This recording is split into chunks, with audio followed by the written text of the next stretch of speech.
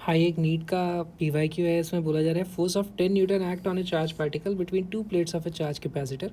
तो हमारे पास ये दो चार्ज कैपेसिटर हैं, एक पे प्लस क्यू होगा, दूसरे पे माइनस क्यू होगा हमारे पास। तो यहाँ पर कुछ इस तरीके से इलेक्ट्रिक फील्ड होता है और उसके कारण यहाँ पर कुछ फोर्स लग रहा होता है उसके ऊपर। तो हम लिख देते हैं यार, मान लो ये चार्ज है क्यू, तो फोर्स की वैल्यू लिख देता मैं क्यू इंटू इलेक्ट्रिक फील्ड इस तरीके से, और इसकी वैल्यू मुझे 10 न्यूटन दी हुई है।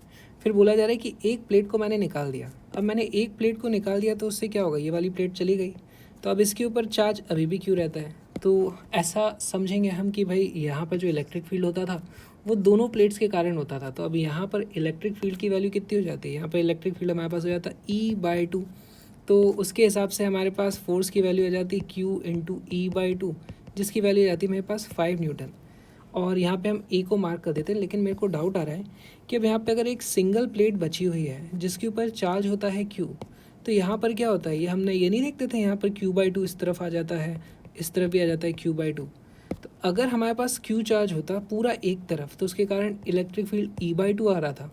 अब Q/2 इधर आ चुका है, Q/2 इधर आ चुका है, तो ये वाले का इस तरफ कोई इलेक्ट्रिक फील्ड नहीं होता, इस वाले का इस तरफ इलेक्ट्रिक फील्ड नहीं होता। तो यहाँ पर एक्चुअली चार्ज भी तो हाफ हो गया है।